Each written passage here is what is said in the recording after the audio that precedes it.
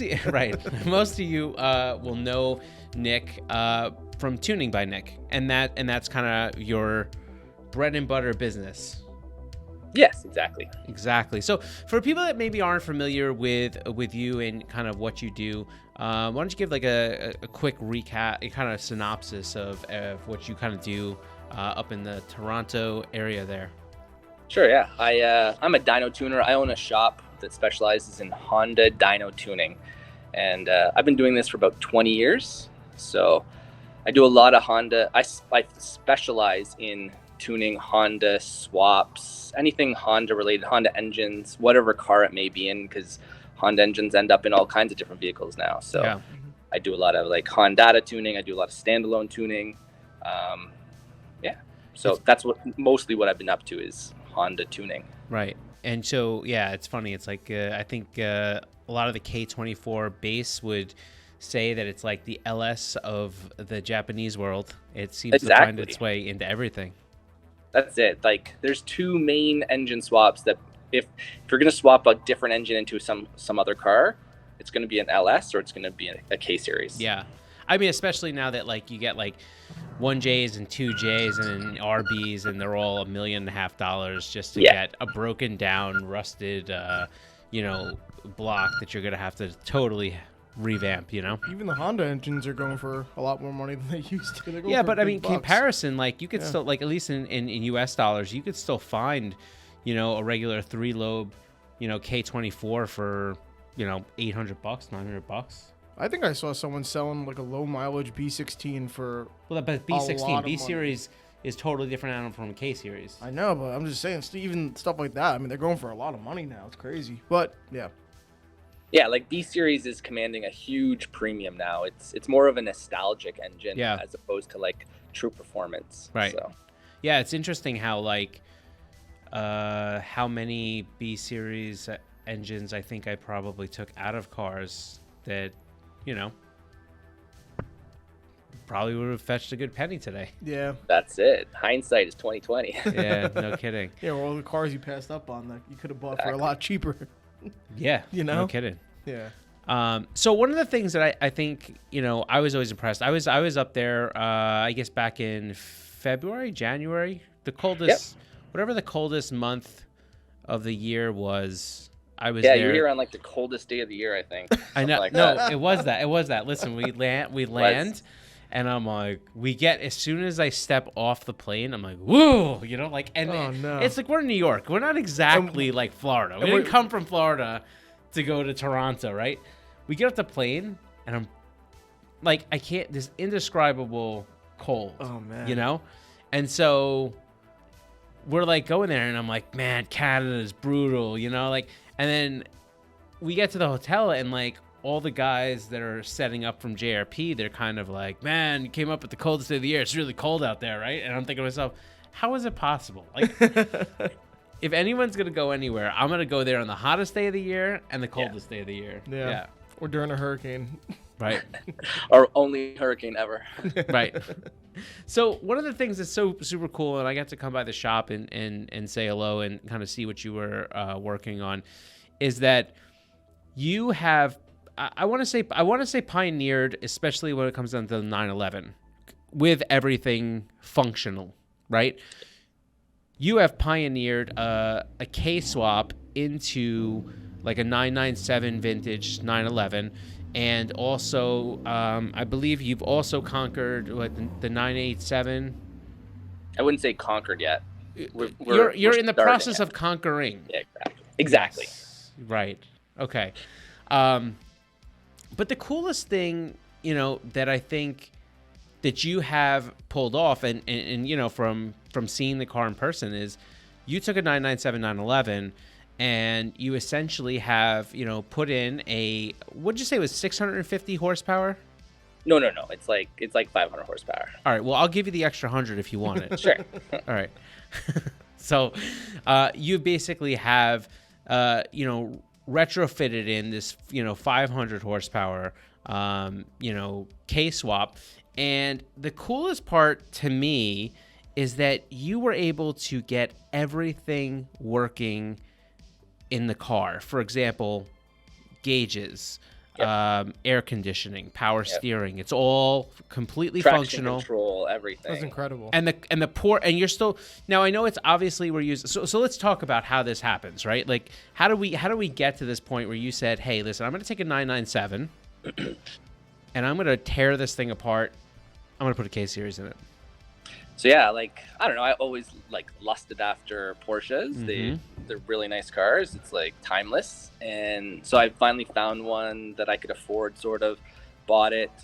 And I've had some cool cars. At the time I had like a 2015 BMW X5M, and that's like a 600 horsepower daily driver truck, right? Right. And I also had a BMW 340i.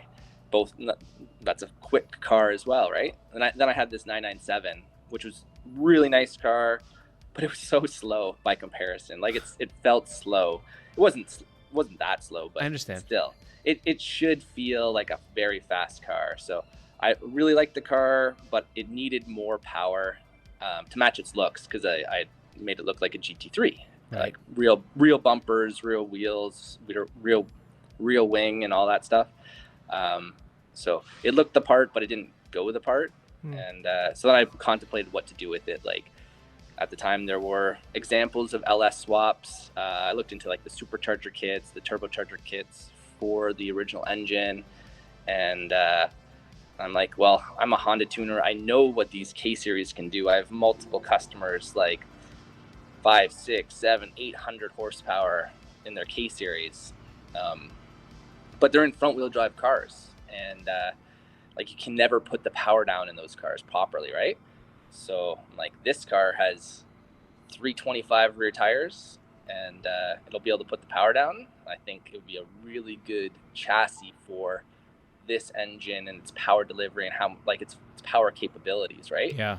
So I pulled the trigger, pulled out the perfectly good running 3.8 liter engine out of my Porsche. Perfectly running. And and started this whole process, and it took about a year and a half to get it up and running. And then I just started driving it, and that's when people started really taking notice of it. I'd actually like documented the process partially, like sort of throughout the whole process, and people didn't really take it seriously in the beginning, and they're like, why would you do this? And I'm like, I know it's going to be great, but you have to actually like do it and make it work to prove it, right? So it's like I'm on the third year, I think, of driving this car as is, and with the completely stock K24 engine in it that's making basically 500 horsepower, and I love it.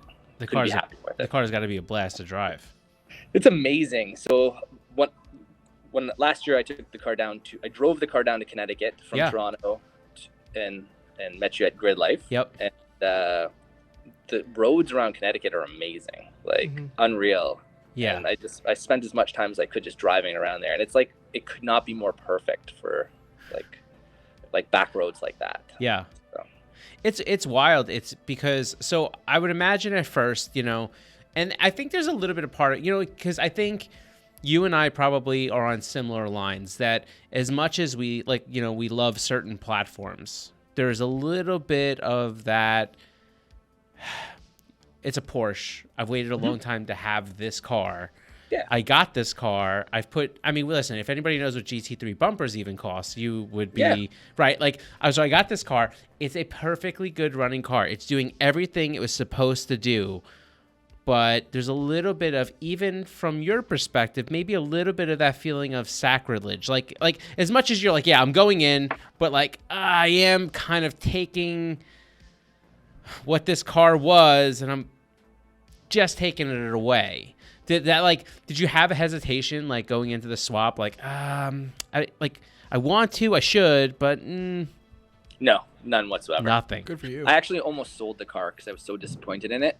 And it's weird, when I was trying to sell it, this was like before the pandemic, like the prices were rock bottom. Like no one wanted to pay me what it was worth, considering it had like the bumpers and wing and suspension. It was like fully done except for the engine. So how much were you trying to get for it then? I wanted $50,000 then. U.S. or Canadian? Canadian, so that's like 40 something. Yeah. So, I mean, if you feel like selling it to me now, I'll pay that. People ask me every week. I'm sure. How much I would sell the car for. Yeah. And, like no one's offered the right number yet. Everything's for sale. Of course. That thing was awesome. But it is awesome. I have two. Since this car, I have actually two more 911s now. So I have another rear-wheel drive only car, and I also recently picked up an all-wheel drive 997, like a 2008 Carrera 4S. And so I picked up that car because I really do want to make sure that this K-swap will work in an all-wheel drive car. So now is your plan to swap the other two as well? Oh yeah, so they're both development cars, and once I'm done with them, I'll sell them both because I don't need 3 911s. Right. Well, I need one 911. So I know, right? Let me know. Let me know sure. when this opportunity pops its head up. Exactly. Are they both going to get K24s? Yes. I haven't decided which version of the K24. Right. Like, I want them both to be technically around 500-600 horsepower. So, Right. and there's multiple different ways to approach that. Mm-hmm. So, my car has like a 2014 Civic Si engine in it, which is like the kind of the unloved version of the K24 because it doesn't have the traditional 4 exhaust ports. It has 1 exhaust port, but that makes it really nice for turbo packaging. Yeah. But I think a lot of people want to put in a more traditional K24, like the TSX version, so like the K24A2. Mm-hmm. So one of these cars, for sure, at least one of these cars will get that more traditional engine. And the kit I'm working on has always been, I've always like planned for it, so it'll accommodate that engine, no problem. Right. So there's a few things that I think are, I'm going to go right back to with this swap. That's, and look, if you're not somebody that's really done a lot of swaps, if you're not somebody that has taken a powertrain out of some other car and put it into a car it never belonged in, or if you're kind of in one of those states where you just can't quite grasp how difficult it can be to not have a swap kit that you can buy off the shelf. What Nick did here is something that's extremely difficult because there's so many little nuances that cars use to feed off of, and to get things like gauge clusters. I mean, even for anybody that's done like an MR2 swap and they've put in like a K-swap into an MR2, the biggest issue that gets left undone is people don't get the gauge cluster working. They end up going to, some sort of digital dash or something like that they use. So how did you get, I mean, and I would say that, look, Porsche, BMW, a lot of the Euro cars has a good reputation for being extremely difficult and finicky, especially on the electrical side. How did you get the CAN bus all working? How did you get everything to flawlessly work with a Honda engine? So that's funny. Like you mentioned that the first thing I did was try to figure out how I was going to make the car happy. Yep. Before, like I knew you could put the engine in it. Like anyone can physically put an engine in a car. Sure. But making it run right and integrate it into the car is like the most important part to me. So before I did anything, I figured out what ECU I was going to go with. And at the time there was a couple options. And the one I ended up going with was Syvex because they already offered a plug-and-play ECU solution for the 997 cars. Okay.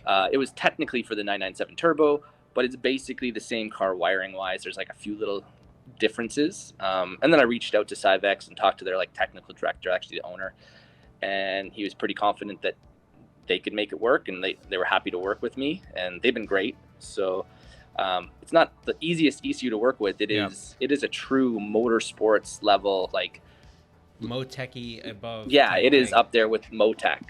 They're the two top tiers, like Syvex and Motec, for ECUs.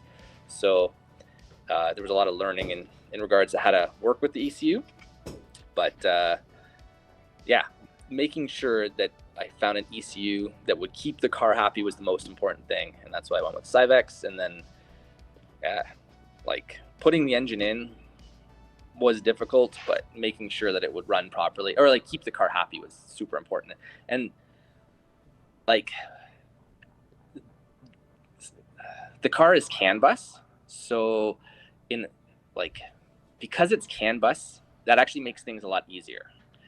You don't have to run wires. There's no real compatibility issues, because CAN bus is kind of like, once you figure out how the manufacturer coded their CAN bus, like it's kind of a universal language.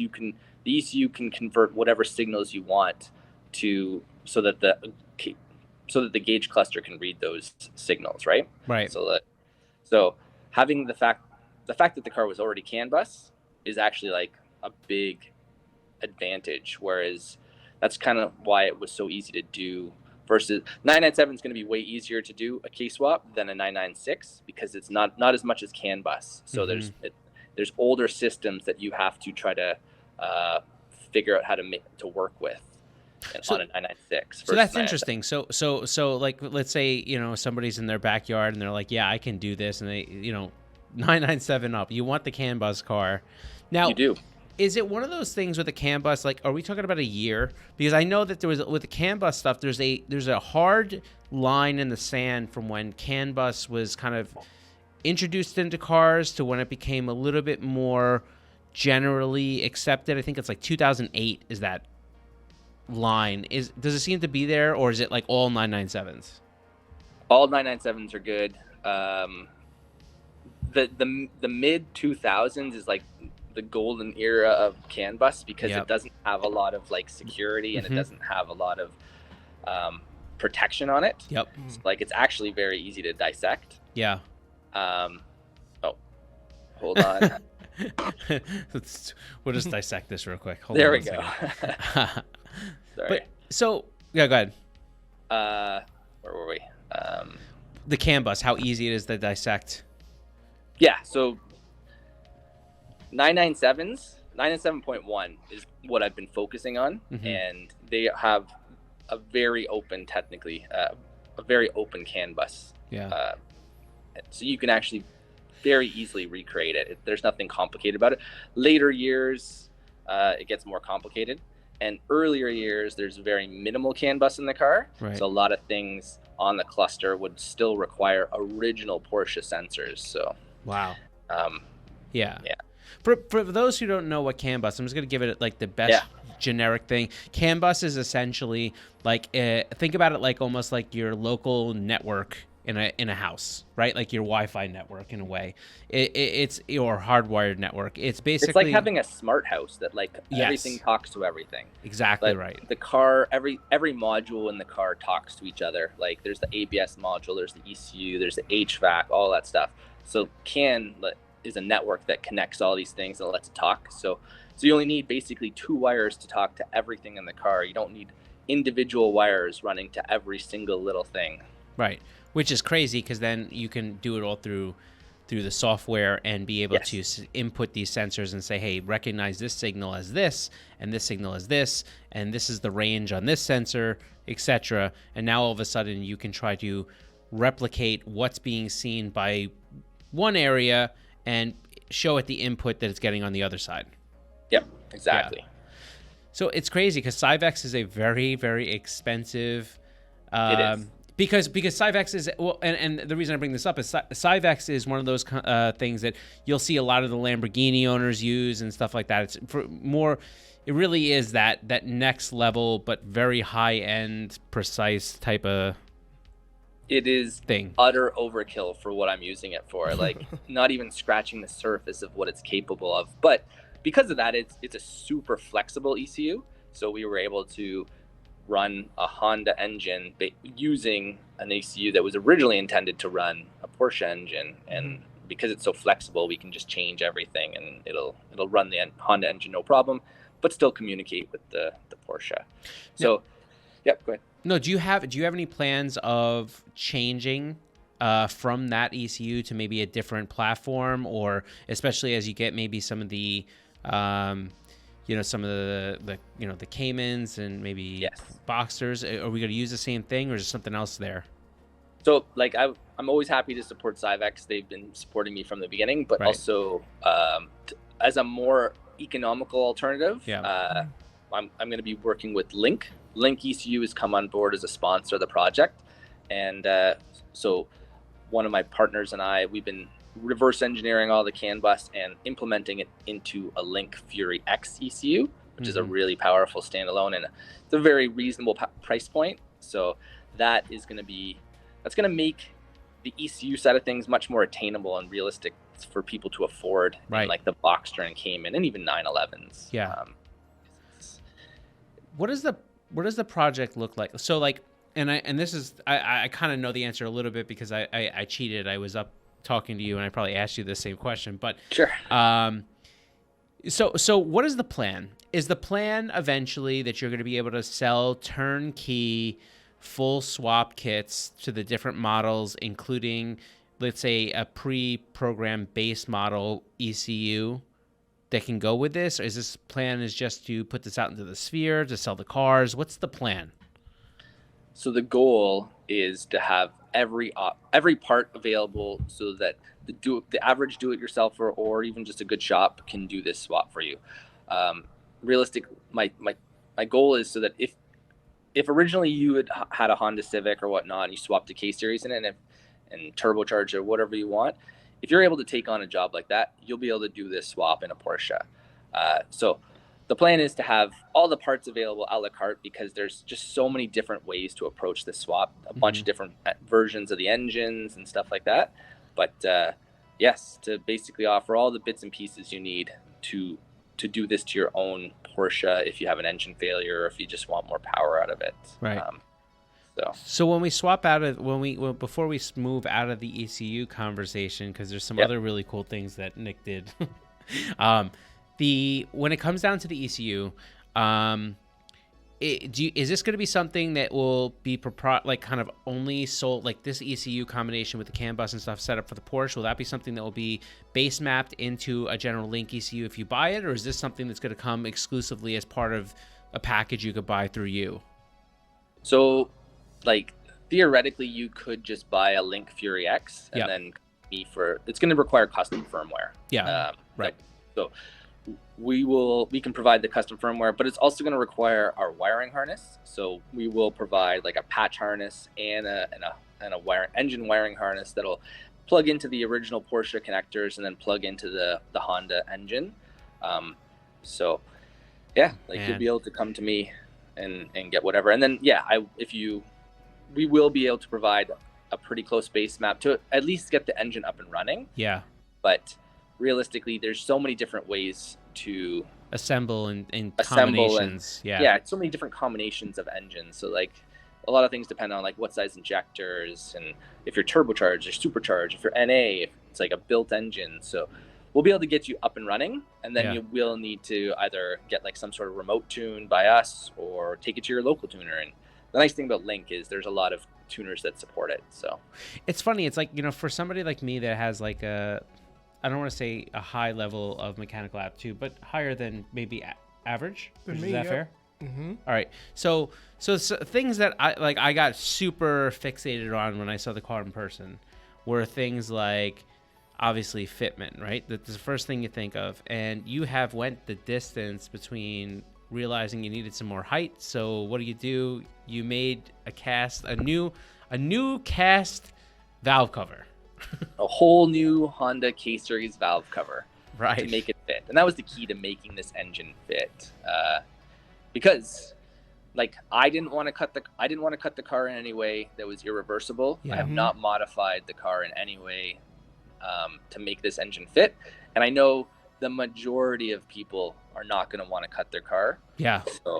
So instead of trying to cut the car, you just make parts to work with the car. And the big thing was the valve cover. It had to be a super ultra low profile valve cover, and there are other lower profile. There's 3 other low profile valve covers on the market, but none of them are actually low profile enough to allow you to fit. Exactly. So just going into that same segue there, like just into this swap. So we get the valve cover there.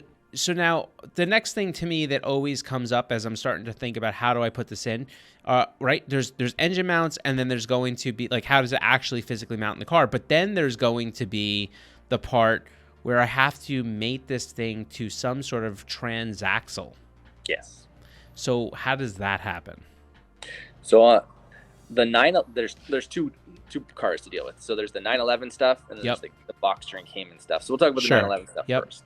So the 911, because it's a true rear engine car, it has a very unique transmission. Yep. And that transmission we reuse, and there's already an adapter plate and a clutch kit readily available for this. Not to put K-series into Porsches, but more so to put the Porsche transaxle into other cars. Because it's a great transaxle. Exactly. Yeah. And it's super unique. So like people use it for doing all kinds of interesting projects, right? Yeah.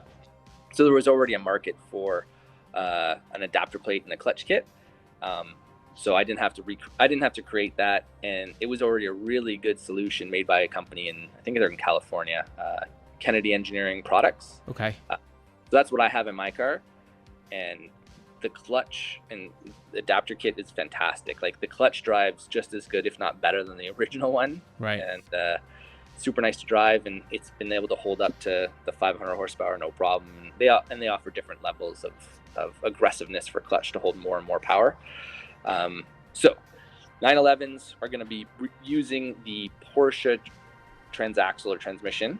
The Boxster and Caymans, in my opinion, there's no way to do a K-swap and reuse the Porsche transaxle. Yeah. It physically won't. Keeping the original transmission won't allow you to position the engine in a way that doesn't require like significant cutting into the passenger compartment. Yeah. So because of that, the approach we're taking for the Boxsters and Caymans is to use a Honda engine and transmission. Okay.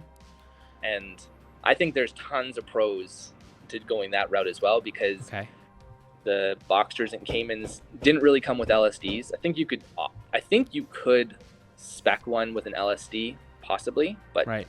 the majority of them do not have LSDs, and the majority of them out there are 5 speeds, not 6 speeds. So That's really interesting. Yeah. I'll tell you what the most interesting part about that I saw when I was there, with the Cayman and Boxsters that you're kind of working on right now.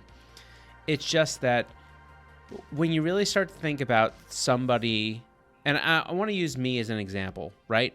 I don't need this car. If I want to do this swap, I may be somewhat adverse to spending all the money on a 997, especially since the prices have considerably gone up, to do this type of swap. But I may really want to do this swap, right? I may want to be able to pick up. So a Cayman to me, because I'm not a big convertible guy, like a Cayman to me is a great priced well car that I can easily obtain. There's a lot of them. Yep. They're not hard to find. And I'm taking it. It almost even opens it up further, because I don't have to worry about any crap that would have to do with the mechanical running of the car. I need to make sure the body's straight. I need to make sure it looks good. I need to make sure, all the cool things are working. But aside from that, engine, transmission, I don't have to worry about it. We're yanking it out. And so one other little thing to that is there's a lot of automatic Caymans out there. Okay. And they're very undesirable. Yes. Well, to some people they're desirable. To most people they're not very desirable. Right. But because we're swapping in a whole new transmission, you can go out and get the best deal possible and get an automatic Cayman. Right. So now you're just putting in a pedal set and You clutch. just got to put a pedal set, and like we haven't figured out exactly what we're gonna do. I'm trying to reuse the original Porsche shift box, but I think it's actually gonna end up being a swap type shift box to work better with the Honda transmission. Now, one of the things that kind of it gets me when I start to think about transporting something that has some decent power that was in a front-wheel drive car and then immediately moving it to a rear-wheel drive application is the same thing that I thought when I was doing a lot of research to try to get an MR2, is that in a rear-wheel drive position, the transmissions do not hold nearly the power they do from a front-wheel drive position. So what's the thing there? Do we have to go through that whole, putting in the rails, doing the whole thing to really have this transmission? It would be, so yeah, it depends on the power level Yeah. and how you drive the car. Right. Like realistically, in that 400 horsepower range, which is what most people are going to shoot for, Yeah. which is going to feel like double the power. Right. It's going to feel like a rocket power. ship. Yeah. Yeah. I think you can technically get away with the stock transmission, stock gear set. Just don't go banging gears. Yeah. Some people will argue with that. That'll suffice for the average driver. Anyone's into drag racing or truly beating on this transmission, you'd be best to upgrade the gear set. And there's like countless gear sets available for these transmissions at various different price points. And they're very reasonable priced. Like you can probably buy a whole gear set for like what you would get if you sold the original Porsche Boxster Cayman transmission. So right. Yeah, I don't know. There's just lots of options for the Honda transmission. You can go sequential. You can go like PPG gear set, or if you're really going to make a lot of power. And so there's just lots of options out there for this gearbox, whereas there's not a lot of options out there for the Porsche gearbox. And all the options are extremely expensive. Yeah. So let's go back to the 911 because like so you take this engine out, and the first thing you have to do is you have to successfully figure out how you're going to shoehorn this thing in. What does that look like? I mean, I've seen it, so I know the answer to this. But what does it look like getting this whole thing into the rear of a 911? So when I bought my 911, first thing I did was I did the spark plugs, and it took me like 4.5 hours to do spark plugs on that original engine. So it's not an easy engine to work on. Yeah. The original engine, right? So once I've swapped in this engine, it is way easier to work with. There's a lot of space in that engine bay, but the height restrictions are one thing. So yeah, it's a tight engine bay, but there's. How do you get all right, so now the K series is in. I mean, I see it looked like the stock in the rear of the car, there's that singular bar that kind of has those two mounts that go to the chassis, right? Yes. Yeah. And so you were able to reuse that. I was able to use their mounting technique. Yeah. So the Porsche engine is held in place by one mount at the front of the transmission and two mounts in the back of the engine bay that support the engine and prevent rocking back and forth. So I reused all the original Porsche engine mounts and reused the front one unaltered, like the transmission one unaltered. Yep. And then just made a bracket or brace to bolt to the Honda engine. Yep. And then reuse the original Porsche engine mounts. Okay. So and aside from that, with the turbo, everything goes right in, fits between the frame rails. Nothing crazy. The only height restriction was the one thing, but there's tons of room on the side. So there's tons of room for the turbo kit and all that stuff. Okay. So how do you change the spark plugs? So Porsche designed the original engine to have you basically have to drop it out to do any real service on it, right? So it's designed to easily come down. So I took that mentality without the mentality of actually removing the whole engine. Yeah. Basically, the way the engine mounts work is they're like threaded studs that point down. So you can actually just lower the engine on its original engine mounts to lower it enough to give you the space. You don't have to remove the engine. You just lower it down a little bit. Yep. And you can easily access the spark plugs. So I've done it on my car. Once the swap was fully running and everything, as a test, I did spark plugs on the ground. I jacked up the car, lowered the engine the amount that it needed, did the spark plugs, put everything back together, and it took 45 minutes. Oh, that's fantastic. So it's actually very easy to do. Nice. And that's the number one question I get is how do you do the spark plugs? And it's because they're so close, you do have to lower it down, but the way everything is set up is it's easy to lower down. My favorite part of this swap, and this is going to sound really whack because we just listened to some pretty impressive changes and things that went into the swap. My favorite part of the swap is the mentality that I could go buy a 911 and even if I had that enthusiast mentality where I'm like, look, I really do not want to bastardize this car. that I could do this swap. And if at any point, if I took my engine out and I put it onto a pallet and got everything set up and wrapped it and put it off into the side, if at any point I really felt like either I wanted to, one, sell the car, or two, I wanted to potentially go back to that. Maybe it's 10 years later. The value on these cars just climbs exponentially, and I want to put the car back to an OE type situation. I could just put the engine back in. 100%. We're not like cutting the crazy. car in any way. It is. You totally could just keep the car as a time capsule. Enjoy it with the K series. Leave the original engine off to the side. Don't put any miles on it. And then, you know what? If they double, triple in value, Plug her back put the in. stock Yeah. engine back in it, and make your money. But you've been able to enjoy it the whole time without putting any miles on that original engine. Yeah. Well, and I think the interesting part is if you have worked on any Porsches or whatnot, you know that just the simplest parts are very expensive. So so the maintenance on a K series is substantially more affordable.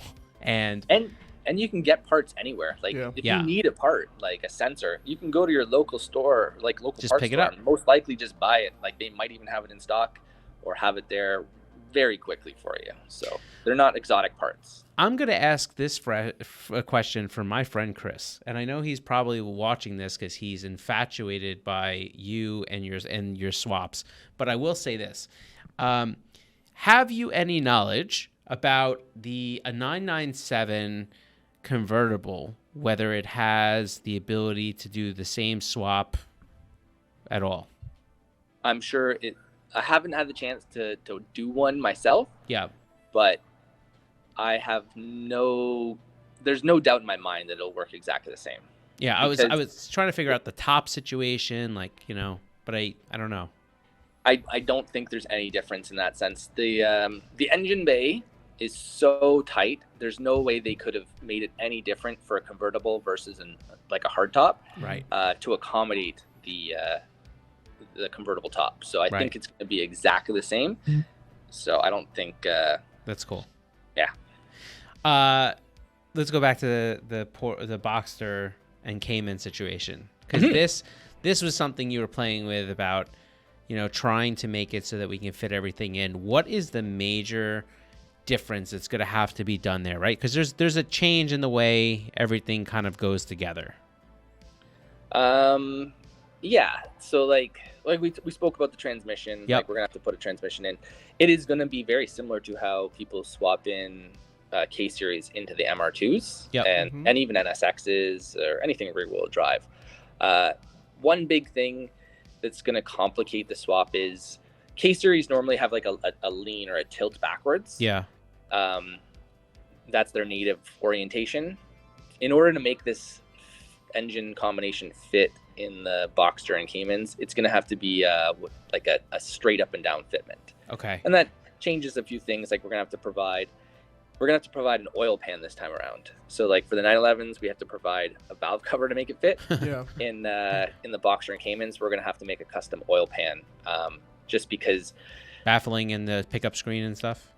Not so much that, it's because it's the engine normally sits on an angle. Yeah. The oil pan is angled, and when you tilt it up, it'll have this like really a part that sticks way down, and it'll cause ground clearance issues.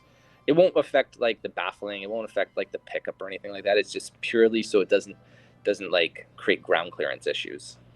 Okay. Crack the pan. So what about the cutting? What about the fitment there? Is it good to be any cutting into the trunk and the top part there? Nothing. That's like crazy. We've already test fit the engine countless times in a Boxster and a Cayman. There won't be any cutting required. Are you guys doing any testing with K20s as opposed to K24s? Both. So cool. Originally I thought it would only... So a K20 will fit in either chassis, and you can run a standard valve cover with no modifications to the car. On a K24, I think you will have to run a low profile valve cover, but it doesn't have to be mine. You could run any of the ones on the market, just to give you a bit more clearance. Or you may have to, if you don't want to run an aftermarket low profile valve cover, you might have to trim a little bit of sheet metal. But So when I'm there, Rich, Yeah. I'm asking similar questions. And every time I do, Nick he's got these lift tables that whatever. He takes a lift table out from one, and moves an engine over and puts another engine in and lifts it back up. And I'm like, Wow. I was like, yeah, that's there. Because, he's got all this stuff that he's working on, like right out there. He's got the cars all over the place. So, I mean, I think the idea of buying one of these cars, taking the factory engine out, to putting one of these in here, having fun, putting it back together when you want to sell it, and say, hey, it's got this much miles on the body and low mileage on the engine, and you get that value. I mean, that's crazy. I mean, look, value is dependable when it comes down to the mileage, but the ability to put your car right back together is absolutely insane. I know. That's crazy. it. Or really sell is it with crazy. the original. Sell it with the original engine, right. Here it That's is. peace of mind. Like, if new owner is worried, you get the original engine if you want, or you sell the original engine to finance the full build. So, because these Porsche engines are so valuable. Yeah, well, and that's such a good point of view. It's like when the amount of money that you'll have in the engine, you really could basically have this thing done and not spend any more than the initial investment in the car to a point. Right. Yeah. So I get this a lot. Like, people ask me all the time. They really like the idea of doing one of these swaps, and everyone's reaching out and saying, like, where do I find a Porsche with a blown engine? And they're definitely out there. Yeah. Hard to find though. But hard to find. And if my take on it is, if you really want one of these cars, buy the best example you can afford. Yes. With the best engine, because a Porsche with a blown engine is going to be on the higher mileage side, and it'll still be a great car, but it'll have more wear and tear. Yep. Why not buy the best example you can find with the lowest kilometer engine, that engine, and then pull out the original engine, sell it for top dollar, and you really will be able to finance the whole build of like the K-swap. So like you'll be like net zero, and you'll have a more powerful setup with more peace of mind and less chance of failure. And I think as listen, I think the appeal of having a 911 and having this stuff is incredible, but I think the average everyday cost that will come through some of the Caymans and Boxsters once you're kind of finished with that swap, I think is going to be absolutely incredible, just because those cars are I want to say more of a dime a dozen type thing. It's harder to find some of these 997s that are, it's funny. It's like you think like every single car would be super clean, but the problem is either every car is super clean and it's getting a lot of money, or the ones that you're finding are higher mileage, kind of really not played well with cars. And there really isn't an in-between. Like, the more I look for some, there's not really a good in-between. It's either you have the immaculate car that was kept, garage kept, only driven as a weekend car, or you have the car that was driven absolutely the balls off of, and it's just hammered. And which means, like, again, you're getting the drivetrain in, but if everything else in the car is beat to crap, it is all Porsche stuff. So, like, there's that. Yep. Yeah. Exactly. That's wild. So, any other crazy swaps that you have on your agenda list, or is this enough of a full deck? So, the plan for my car is it's a manual 6-speed LSD transmission, the original one that came with the car. I'm planning on converting my car to a PDK transmission. My car's a 997.1. Yep. That they didn't 997.1s, as far as I know, did not come with PDKs. They came with some sort of conventional automatic transmission. Right. When they were auto. Right. But I like the idea of having a dual clutch transmission, a PDK transmission. So my car will always, one of the reasons why I like the Cyvex is it's very flexible, and I've been talking to Cyvex and it's doable. So at some point I'm going to convert my car from a manual transmission to a PDK. So that's one of the cool things I have on the go. Yeah. So listen, the PDK is a crazy great transmission, right? Like it's right there. But still, as a car enthusiast, I almost feel like I feel a little bit out of a loss without having Yeah, totally. Gear shift. But so now going to a PDK transmission. So you're just going to use like the 9972 PDK. I think I'm going to use a 991. Everyone's saying the 991 is a really good PDK transmission. Okay. So I think I've I think a GTS transmission lined up. I think that's what it is. Yeah. So now, but as far as bolting these things together, adapter plate, same mounting pattern or close-ish? We don't know yet. Along yet. So that's going to be that's uncharted territory. No one's ever done that. So yeah, we'll see how it works out. But like I have these other cars, like the 2 other 911s, so they'll stay manual. And my car is gonna, like, my original car is always gonna be like the car that I experiment with. And that's why I kind of want to do the PDK thing. And yeah. Well, that's crazy, because then anybody that. So now, all right. Here's one more question. So like the Sure. the 9972. Yeah.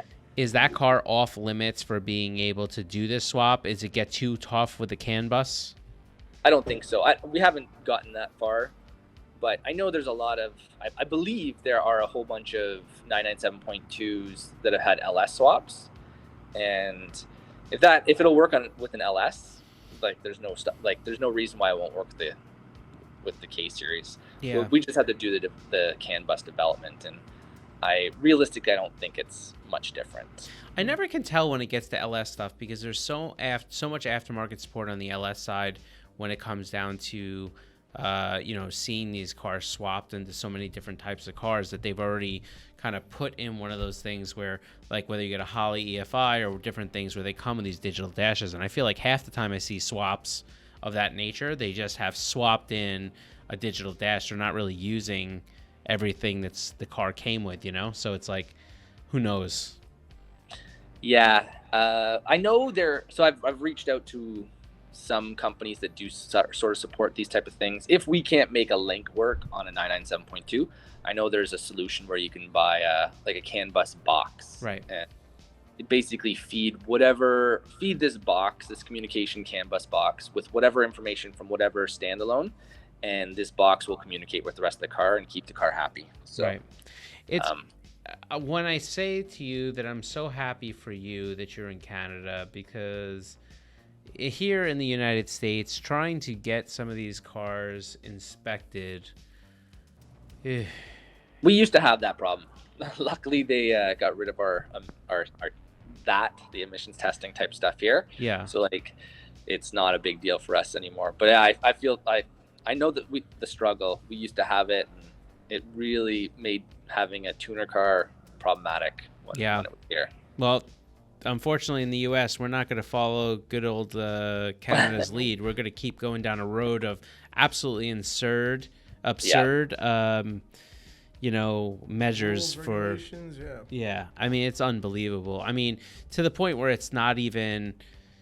It has nothing even to do with the goal of environmentally. No, not even close. Because look, let's be honest. I mean, these ECUs are so complex now, and they're so advanced, and they have the ability to essentially make these cars idle, drive, perform more efficiently than they came from the factory.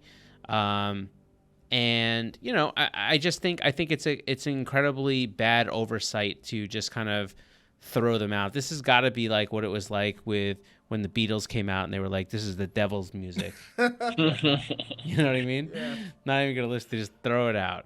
So yeah, I don't know how the emissions works there, but like the K series is an extremely clean running engine with a very basic catalytic converter on it. Like, it'll easily produce less emissions than the original Porsche engine. Oh yeah. So yeah, like, it's just when you go and change all this stuff, like, you can't keep all the same systems happy the way they would have been. Yeah. So like, it would definitely be a challenge to make one of these swapped cars work and keep the emission systems happy and pass an emission system or test legitly, I guess. Right. So you got to wait till some of these cars get older than 25 years and become exempt to some degree. Is that what it is? Yeah. I think it's 25 years. I think here in the States, once you get to the 25 year, you have an exemption that you get to that point where it's like, okay, you no longer have to do these tests or whatever, because it's like a classic kind of thing. Yeah.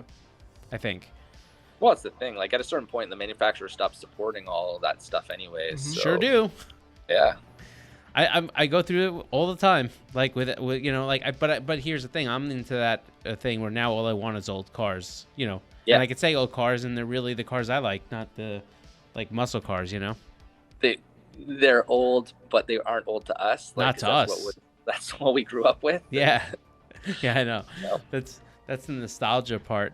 Exactly. Let me ask you. So let me see if you have this answer, and we'll kind of wrap up after this. So if you have, let's look at it this way. If I have a Porsche Boxster, If I have a Boxster or a Cayman, I already own, let's say, the correct for my swap K24, and oh yeah, all right. I already own the correct K24.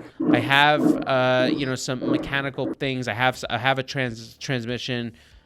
How much do you think it's going to be cost-wise to then finish the swap? Buying the parts, let's say that I'll need to finish this swap from you. Estimate a little higher. We're just trying to get a ballpark number where you think that ends up. Yeah, totally. I get this question all the time. Yeah. And what I try to do is relate it to swapping a Honda Civic. Like, Yep. Most of my customers have always been like older Honda Civics swapping with K series and then turbocharging it, right? Makes sense. To price wise, it should be comparable. So like if you talk to anyone, a budget to swap a K series into an older Civic is realistically $5,000 to $10,000. Yep. Like it depends on the quality of the parts and the deals you can find. So like $5,000 to $10,000 to do the engine swap, and then turbo kit. So you're going to want a turbo kit of some sort or supercharger. To do a turbo kit well into, say, an older Civic, it's $5,000 to $10,000. And so I think that lines up with what I'm shooting for the kit to be around that same price. Okay. So anywhere from like say $10,000 to $20,000 to do this, depending on the deals you find. Yeah, I don't know. I think that's a reasonable price. That's a good example though, because and the reason is because there is a wide range of how you source your parts and the quality of parts that you use. Yep. And the hookups that you get from your friends. Like if you're into this thing, there's a lot of bartering that could potentially happen that can put you into things. And that's what you kind of mean by the whole, hey, look, I'm going to sell each part for this thing, but I'm not going to sell this kit, quote unquote, because there's so many ways to get there. Yeah. There's going to be a few main parts that you'll have to get from us, but a lot of the other parts are kind of already readily available, and you can approach things in different ways. Like for example, like the 911, like you'll most likely need to just get the valve cover from me and the engine brace because they'll work together. Yep. But you technically wouldn't need to get the wiring harness from me. You technically wouldn't need to get the ECU from me. You could do your own custom wiring harness. You could do your own ECU. Maybe you do a digital dash instead of the cluster, of keeping the cluster happy. And then for like the Boxster and Cayman stuff, like the main part that I'm gonna provide is the subframe. Yeah. The subframe that will allow you to put the engine in place, and from there, and the oil pan. Like I'll provide the oil pan, but like theoretically, you could just modify the stock throttle. That's fair. Theoretically, you could modify the stock oil pan. Just cut off that part that sits too low and weld a patch panel in if you really want to do it on a budget. But like I'm gonna provide the stuff that you need to do it, and you can pick and choose which parts you want to take on yourself or grab from me. So. All right. Last question. Sure. When is the projected date to have some of these parts available for sale? And will you ship internationally? Sure. Like realistically, early next year, actually, let me take that back. So the 911 parts most of them are currently available for sale. I haven't announced it really. I have a lot of early adopters that are purchasing 911 parts, swap parts from me. We're going to be launching a website soon. Yes. With the parts, so that it makes it easier for people to buy them. But right now, anyone serious has been talking to me from the beginning, and and like we've been in touch, and they're going to buy parts directly for the 911 stuff. The Cayman and Boxster stuff, it's a lot further along. Like realistically, I probably won't be able to offer stuff until like next year. Okay. And then once we've finalized everything, yeah, the two 911s I have, they'll be for sale. So, all right. like, well, sometime next year, probably. I will make sure that we stay in touch so I can find my way into this thing. This is super cool, man. I'm so happy. Like, I was so happy to come up there and see the shop, just because there's so many cool little pieces that you've done, and kind of to be able to, like, everybody kind of says when they get to some of these cars, like, I wonder if I could put this in here or this in here. But like the fact that I was able to come up to your shop and I was like, well, what happens if this? And you're like, hold on. And you like lowered a table and then you rolled another table. And I was like, oh my God, this is like all the answers I need to know right now. Right. So super cool. I'm glad you were able to come up and see it firsthand. Like, I feel bad. Like, I've been trying to document all this stuff on YouTube. But there's so much to it. And I don't want to keep putting little bits of information out there. I hope to make some new videos on my YouTube channel soon, and like bring everyone up to speed, because I realize there's been a lack of information from me for a while, but we're just working on all the different scenarios to make this work and do it properly, right? Yeah, so. Man, you have to document it, even if it becomes redundant. Who cares? So, fair enough. All right, Nick, thank you so much for hanging out with us and doing this. Yeah, this is great. We will make sure all Nick's social links are included on the podcast page and also included below in the video. Mm-hmm. Make sure you check out Nick's. But I think you're on Instagram. You're just Tuning by Nick. Tuning by Nick on Instagram, Tuning by Nick on the YouTube channel. Well, there's a whole like playlist on my car as I was building it. Yeah. And then there's a few videos on the Cayman stuff on my YouTube channel as well. So anyone that's interested, check out that stuff first, and then if you have questions, feel free to reach out to me. Yeah, and then we'll and hopefully there'll be a website launching where all the cool goodies will be available just so soon. Yes. Exactly. All right. Nick, thanks so much for doing this. We'll catch up with you later. Definitely. I appreciate it. Thanks, all guys. Right. Bye. Bye. So that's it. I think Max was saying our internet sucks, which makes sense because we're lagging. So I guess that's pretty much it. If you still hear our audio, don't forget about the podcast thing we do here every week, every Wednesday. Don't forget that we go live before this on Instagram and YouTube at 2 p.m. right before the podcast. And don't forget that every Friday we put up another piece of content different from this, where we do some cool things and we hopefully make you laugh just a little bit. So that's it. Take care of yourself. We'll be back here next week.